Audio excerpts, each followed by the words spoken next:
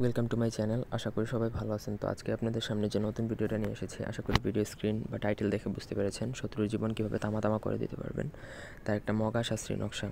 তো শত্রু যদি আপনার অনেক ক্ষতি করে থাকে, সেক্ষেত্রে আপনি যদি শত্রুর এগেনস্টে কোনো ধরনের অ্যাকশন নিতে চান, সেক্ষেত্রে এই মগা নকশা ব্যবহার করতে পারেন। আর মগা নকশা একবার যদি প্রয়োগ করেন, তাহলে দুনিয়ার এমন কোনো কিছু নাই যেটা আটকাতে পারবে।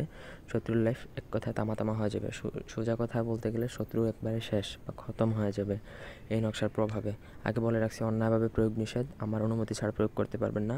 আর অনুমতি দিব যারা এই ভিডিও 5টা জায়গায় শেয়ার করবেন, মানে 5টা শেয়ার করবেন, তাদেরকে আমি অনুমতি দিব।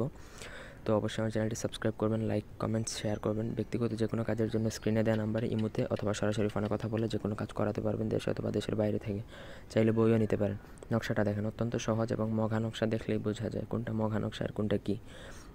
নকশাটা দুইভাবে প্রয়োগ করা যায়। একটা হচ্ছে ভোজপত্রের মধ্যে গুরুচন দ্বারা, অন্য কোনোভাবে লিখলে হবে না। আর আরেকটা আছে যে সাদা কাগজের মধ্যে পেঁচার রক্ত দ্বারা লিখতে হবে। যদি পেঁচার রক্ত দ্বারা লিখেন তাহলে ধরেন 24 ঘন্টার মধ্যে রেজাল্ট পাবেন। আর যদি গুরুচন দ্বারা লিখেন, সেক্ষেত্রে 7 দিন থেকে আপনাকে 11 দিন ওয়েট করতে হবে বা অপেক্ষা করতে হবে।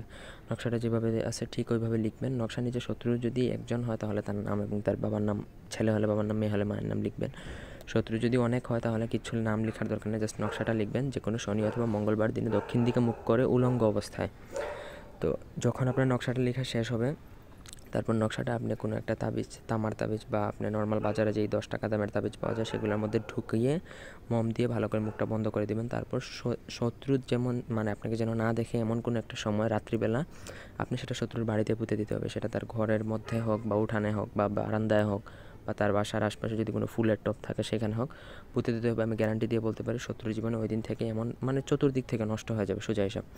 তো এতটাই বাজে হবে, সেটা আপনারা নিজের চোখেই দেখতে পাবেন। তো এই ছিল আজকের ভিডিও। ধন্যবাদ সবাইকে। আল্লাহ হাফেজ।